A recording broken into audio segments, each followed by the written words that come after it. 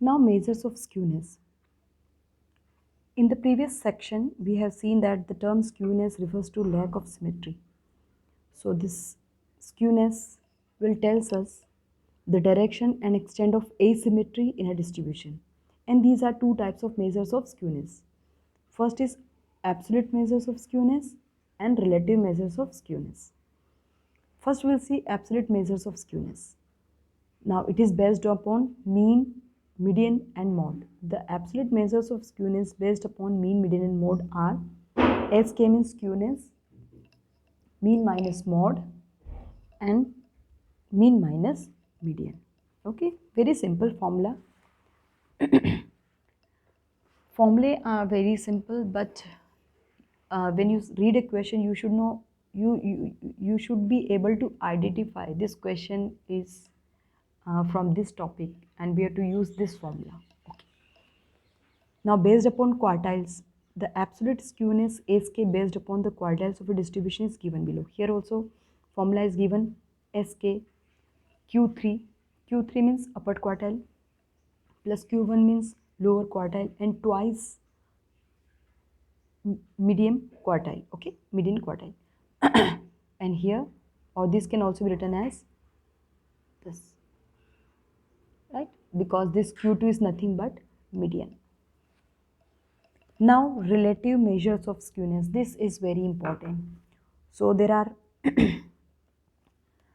to compute two or more distributions, the absolute measures of skewness cannot be used. For this purpose, we compute the relative measures of skewness, which are called the coefficient of skewness. These are pure numbers independent of units of measurement. These are pure numbers independent of units of measurement.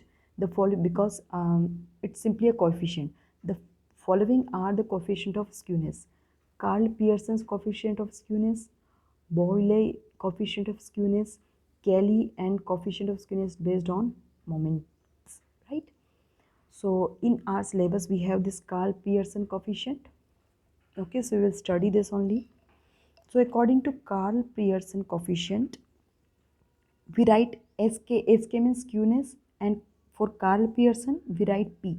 So SKP, the Karl Pearson coefficient of skewness is represented by this of a distribution is defined as mean minus mode upon standard deviation. This is the formula. Okay, you have to remember this formula, mean minus mode upon standard deviation.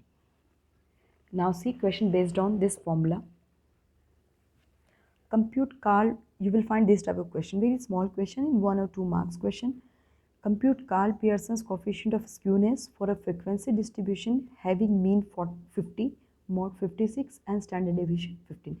This is a direct question. Here all the three values are given. We have to put all the three values in the formula and this is the answer. So answer is minus 0.4. So the Karl Pearson coefficient of skewness is minus 0.4.